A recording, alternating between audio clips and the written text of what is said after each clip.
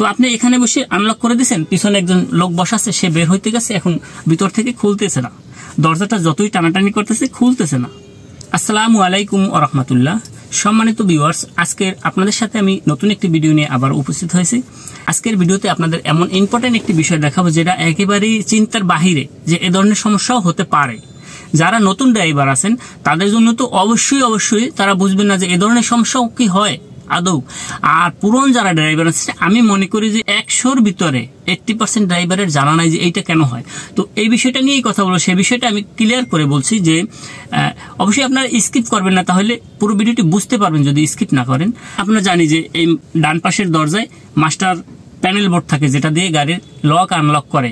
মানে আমি গাড়ি এখান থেকে লক করতে পারি, আনলক করতে পারি। যদি আমি আনলক করি 4টা দরজাই আনলক হয়ে যায়, লক করলে 4টা দরজাই লক হয়ে যায়। তো এখান থেকে আমি আনলক করার পরেও দেখা যাচ্ছে শুধু সামনের 2টা দরজা খোলে, পিছনের কোনো একটা দরজা খুলতেছে না। পিছনের 2টা দরজাই এই সিস্টেমটা আছে, কিন্তু ভুলবশত কেউ করে ফেলছে বা হাতে লেগে হয়ে গেছে, গাড়ি পরিষ্কার করতে গিয়ে হয়ে গেছে, আপনার কিন্তু জানা নাই বা জানেনও না, কিন্তু ভুলবশত যে কোনো একটা কারণে সেটা লক হয়ে গেছে। তো আপনি এখানে বসে আনলক করে দিয়েছেন, পিছনে একজন লোক বসাচ্ছে, সে বের হইতে গেছে, এখন ভিতর থেকে খুলতেছে না, দরজাটা যতই টানাটানি করতেছে খুলতেছে না। তো এখন আপনি বুঝতেছেন না যে আপনি তো নতুন। আমি মনে করি পুরান ড্রাইভাররাও বহুত পুরান ড্রাইভার আছে যারা এই বিষয়টা জানে না।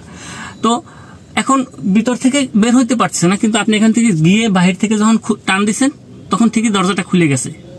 আবার লক করছেন, লক করার পর ভিতর থেকে দেখতেছেন আবার ভিতরে যারা বসা ছিল বা আপনি ভিতর থেকে খোলার চেষ্টা করতেছেন, খুলতেছে না।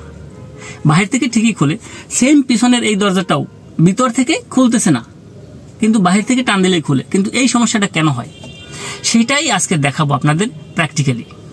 তো চলুন আমরা প্র্যাকটিক্যালি দেখি।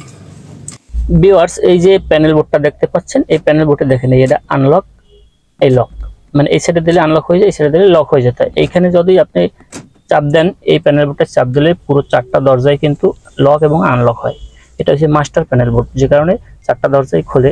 কিন্তু এখান থেকে খোলার পরেও পিছনের দরজাটা, এই যে দেখেন দরজাটা আমি খুলে বের হয়ে গেলাম, কিন্তু পিছনের দরজাটা খুলতেছে না। এই যে দেখেন পিছনে একটা দরজা যতই টানেন, আমি কিন্তু আনলক করা, যে দেখেন আপনি লাল দেখলেই বুঝতে পারবেন আনলক করা, কিন্তু এদিক থেকে খুলতেছে না।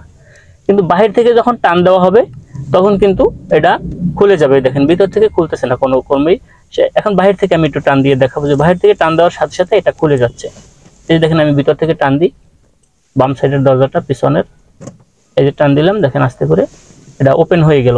কিন্তু ডান সাইডের, পিছনের ডান সাইডের দরজাটা খুলতেছে না। তা এটা ডান সাইড বাম সাইড দুই সাইডেই হতে পারে, যে কোনো সাইডে হয়ে যেতে পারে পিছনের দরজার ক্ষেত্রে। যদি আমি বাহির থেকে টান দিই, দেখেন এই যে আনলক হয়ে গেছে।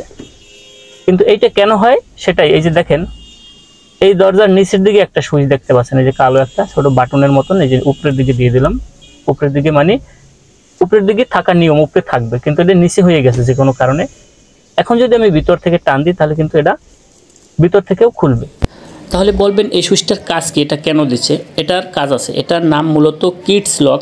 এটা দেওয়ার কারণ, পিছনে যদি কোনো বাচ্চা থাকে সেক্ষেত্রে এটা ইচ্ছাকৃতভাবে লক করে দিলে বাচ্চারা যখন তখন দরজাটা খুলতে পারে না, এজন্য দেয়া। কিন্তু যারা না জানে, ভুলবশত হয়ে গেলে তারা কিন্তু কনফিউজ হয়ে যায় কেন খুলে না।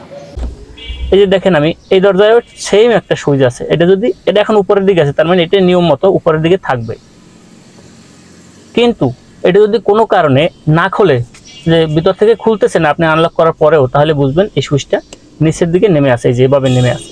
কিন্তু তখন আপনি হাত দিয়ে ম্যানুয়ালি উপরের দিকে উঠিয়ে দিলেই এটা সমস্যাটা সমাধান হয়ে যাবে। এতে ঘাবড়ানোর কিছু নেই। আর সামনের দরজায় কিন্তু এগুলো থাকে না, দেখেন সামনের 2 দরজার কোনো দরজায় এটা থাকবে না। ভিতর থেকে আনলক করার পরেও যদি কখনো দরজা না খোলে পিছনের দরজা, তাহলে এই কাজটি করবেন। ভিউয়ার্স, আশা করি ভিডিওটি আপনাদের খুবই ভালো লেগেছে, একটা অজানা বিষয় আজকের জানলেন।